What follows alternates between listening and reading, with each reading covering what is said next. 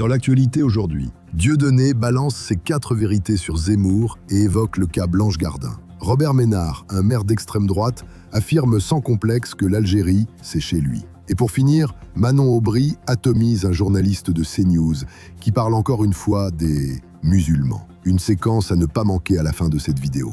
Au passage, n'oubliez pas le petit like, ça ne coûte rien et ça m'aide énormément. On commence avec Dieudonné, invité dans l'émission Les Incorrectibles du journaliste Éric Morillo. Il donne son avis sur Zemmour en le qualifiant de rappeur et de racaille. Regardez. Tu vois, par exemple, Éric Zemmour, il me disait la semaine dernière que lui, il était pour une liberté d'expression totale. Mais j'aurais aimé qu'il soit en face de moi pour me le dire. Alors, comment se fait-il que lui, il a été condamné aussi, lui, il puisse encore s'exprimer un peu partout, et moi pas? Moi, j'aurais plein de choses à lui dire, à Éric Zemmour. Je veux dire, c'est très intéressant. Grand défenseur de la culture chrétienne, c'est extraordinaire. Je trouve que c'est magnifique, quoi. Moi, je suis chrétien, j'aimerais lui parler de Jésus-Christ, voir un peu ce qu'il en pense. Voilà, dans la liberté d'expression totale. Éric, qu'est-ce que tu penses? Jésus, c'est qui? Sa réponse risque de ne pas lui plaire, surtout quand on sait qu'il avait déclaré sur RMC être contre le Christ. Zemmour n'en a rien à faire des chrétiens. Il les utilise juste comme électorat pour tenter d'atteindre la présidence. Mais heureusement, beaucoup ne sont pas dupes et voient clair dans son jeu. Ce n'est qu'un sioniste qui est là uniquement pour servir les intérêts d'Israël. Et pour expliquer ce 2 poids 2 mesures, c'est simple. Il ne dénonce pas la même chose. Dieudonné a touché à la ligne rouge.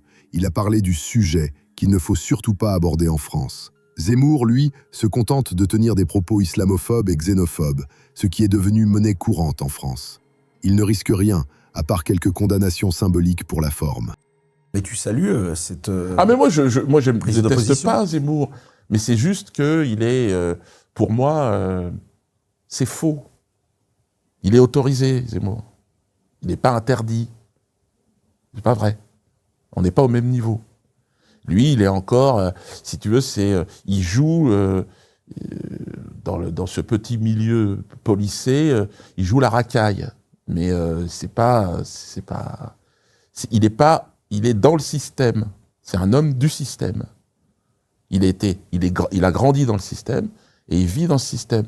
C'est très facile de neutraliser un Zemmour. Hein. Je veux dire, tu lui coupes le robinet de sa banque, tu lui fourbes ses assurances et machin. Il n'y a plus d'Éric Zemmour. Parce que comment il faut qu'il aille après sur le terrain. Il faut qu'il aille. Voilà. Ça, Zemmour. Il a totalement raison. Zemmour, c'est le système.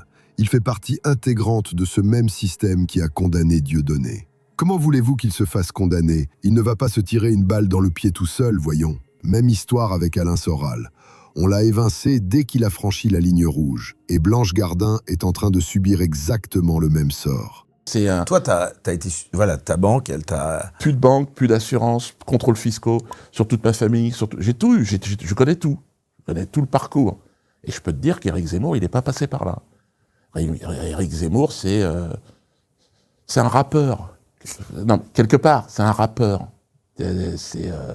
C'est faux. Même s'il commence à y avoir des vrais rappeurs, là, qui commencent à sortir. Mais bon, c'est des showbiz, quoi. C'est showbiz, Zemmour.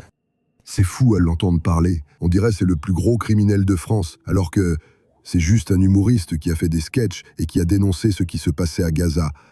C'est pour ça que si peu de personnalités publiques osent s'exprimer. La chute peut arriver en un claquement de doigts, comme pour Blanche Gardin. D'ailleurs, Dieudonné en a parlé. Regardez. Tu penses qu'il y a une volonté de t'intimider ou simplement de te censurer? Je pense que c'est l'exemple. Je suis le maître étalon. Il y a une liberté d'expression totale en France. La limite, c'est Dieudonné. Voilà.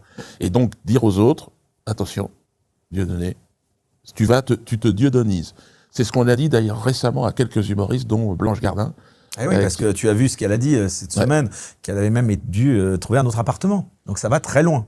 Ah, toi, financièrement, elle est acculée. Hein, c'est une exécution publique. Alors moi, ça s'est fait beaucoup plus lentement. Toi, tu avais assuré tes arrières. Hein, non, disons que ça s'est fait plus lentement. Déjà, j'avais un théâtre à l'époque. Ils ont réussi à me neutraliser. Ouais, ils ont neutralisé mon théâtre. Ils m'ont expulsé de manière illégale de ce théâtre. J'avais le fonds de commerce. Enfin bon, bref, ça a été une bataille judiciaire pendant 6 ans, 7 ans. Mais donc, pendant ce temps-là, j'ai pu commencer à m'organiser. Oui, la liberté d'expression existe en France, mais jusqu'à une certaine limite. Vous pouvez voler, tuer, détourner, vous prendrez quelques années de prison. Mais parler du lobby, ça, c'est la pire des choses. Là, on cherchera à vous effacer par tous les moyens. C'est le vrai tabou, la vraie ligne rouge. Tout le reste, on peut presque le négocier. Mais toucher à ça, c'est signer son arrêt de mort médiatique, social, parfois même judiciaire. Regardez ce qui arrive à ceux qui osent. Disparition publique, carrière brisée, vie traquée. La preuve, aujourd'hui encore, on hésite même à les nommer. Sinon, direction Béziers avec Robert Ménard. Ce maire d'extrême droite passe son temps à déblatérer contre l'Algérie. Et là, coup de théâtre. Il ose déclarer sans complexe que Oran, c'est chez lui. Le niveau d'hypocrisie et de culot atteint des sommets. Regardez. D'ailleurs, en tant que président de Reporters sans frontières, vous êtes allé en Algérie. Vous êtes J'y suis allé, mais là... retourné en Algérie, mais seul, jamais en famille.